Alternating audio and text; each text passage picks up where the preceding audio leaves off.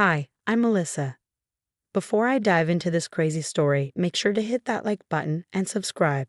Trust me, you won't want to miss this wild ride. So here's a bit about me. I'm a 38-year-old single mom, working hard as a paralegal to give my daughter, Allison, the best life possible.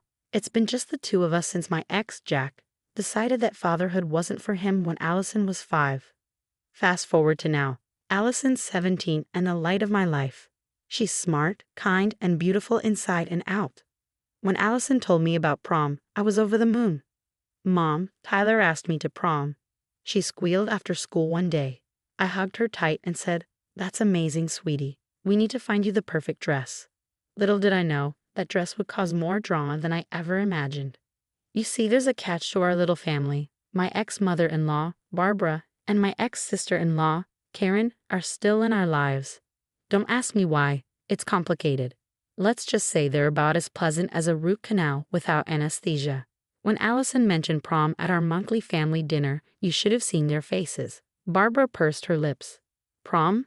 Isn't that a bit frivolous? Karen chimed in, "Yeah, shouldn't you be focusing on college applications?"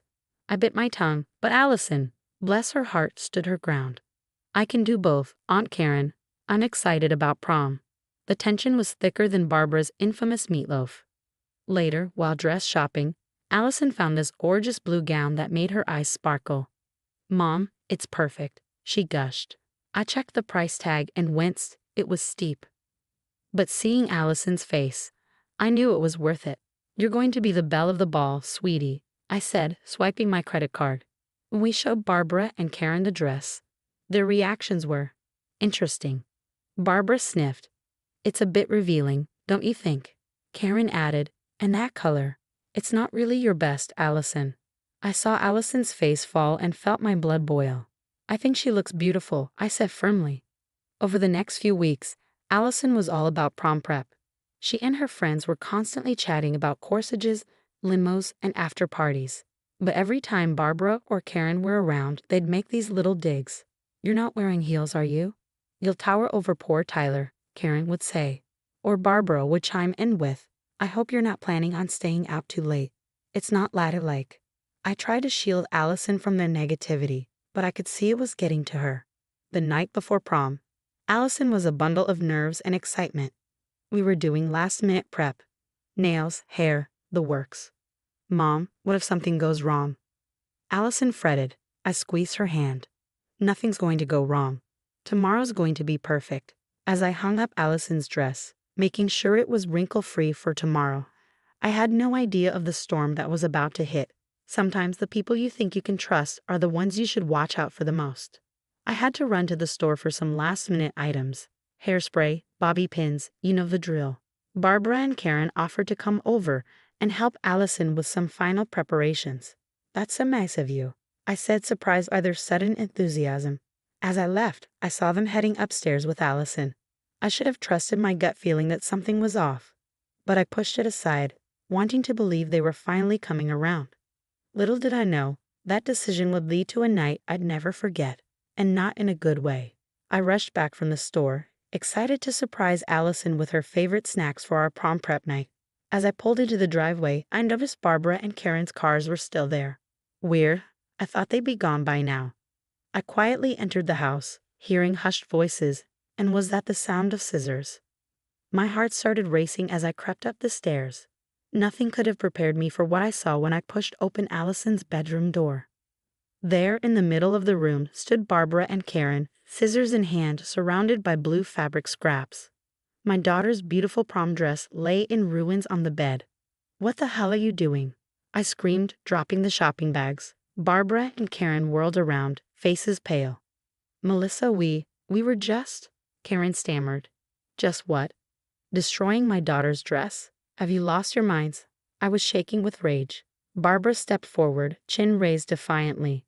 "We're doing what's best for Allison. That dress was inappropriate." "Inappropriate? It's a prom dress, not a stripper outfit."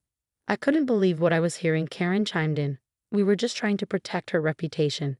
You wouldn't understand." Suddenly, memories flooded back. The snide comments about my parenting, the accidental spills on Allison's favorite clothes, the times they'd conveniently forgotten to pick her up from school. It all made sense now. You've always been jealous, I realized aloud. You can't stand to see Allison happy. Barbara scoffed. Don't be ridiculous. We love Allison. Love? This isn't love. This is control and manipulation. I shot back. Just then, I heard a gasp from the doorway. Allison stood there, eyes wide with horror as she took in the scene. My dress, she whispered, tears welling up. I rushed to her side, pulling her into a hug. Oh, sweetie, I'm so sorry. Allison broke down, sobbing. Why would they do this? Grandma, Aunt Karen, how could you? Barbara had the audacity to look offended. We were trying to help, dear. That dress was much too revealing. Get out, I growled, my voice low and dangerous. Get out of my house right now. Karen tried to protest, but we were just. Out, I roared, pointing to the door. As they scurried out, I turned my attention back to Allison, who was still crying. What am I going to do, Mom? Prom's tomorrow, and my dress is ruined. I held her tight, my mind racing. How was I going to fix this? The dress shops would all be closed by now. We'll figure something out, sweetie, I promise, I said, trying to sound more confident than I felt. As I comforted my heartbroken daughter, I knew one thing for certain. Barbara and Karen weren't going to get away with this. They'd finally gone too far, and it was time they faced the consequences of their actions. But first things first, I had a prom dress to magically produce in less than 24 hours. Talk about a mother's worst nightmare. As Allison finally drifted off to sleep, exhausted from crying, I sat at the kitchen table, my mind racing. This wasn't just about a ruined dress anymore. It was about years of manipulation and cruelty. I picked up my phone and dialed Jack, my ex. We need to talk. It's about Allison. 30 minutes later, Jack was at my door, looking concerned. What's going on, Melissa? I filled him in on everything, and his face grew darker with each word. I can't believe my own mother and sister would do this, he said, shaking his head. Believe it. And it's not just this. Remember when Allison didn't get invited to Karen's kids' birthday parties? Or when Barbara accidentally spilled wine on her graduation dress? Jack's eyes widened. You think those were intentional? I know they were, and we're going to prove it. We spent the next few hours calling friends and family, piecing together a pattern of Barbara and Karen's behavior. The stories came pouring in. My friend Lisa chimed in. Remember when Barbara told everyone Allison cheated on that math test? I knew that wasn't true. Jack's cousin Tom added. Karen once told me Allison was spreading rumors about my daughter. I should have known better than to believe her. By morning, we had a list of incidents spanning years. It was time to call in the big guns. I reached out to my old college roommate Sarah, who was now a hotshot lawyer. Sarah, I need your help. We met at a cafe where I laid out everything we'd uncovered. Sarah whistled low. This is some serious stuff, Melissa. We're talking harassment, defamation, maybe even destruction of property with the dress incident. What can we do? I asked. Well, legally we could pursue charges, but given its family, there might be a better way to handle this. That's when the idea hit me. The annual family reunion was coming up in 2 weeks. Everyone would be there. Sarah, what if we expose them in front of the whole family? A slow smile spread across Sarah's face. Now that's an idea I can get behind. Let's plan this out. Over the next few days, while helping Allison prepare for prom, thank God for 24-hour tailors and my emergency credit card, we put our plan into motion. We gathered photos, screenshots of texts, and even security camera footage from my house showing Barbara and Karen with the destroyed dress. Jack reached out to extended family members, subtly ensuring everyone would attend the reunion. Lisa helped us create a slideshow of evidence, while Tom offered to be our tech guy at the reunion. We need to make sure they can't wiggle out of this, I said during one of our planning sessions. Sarah nodded.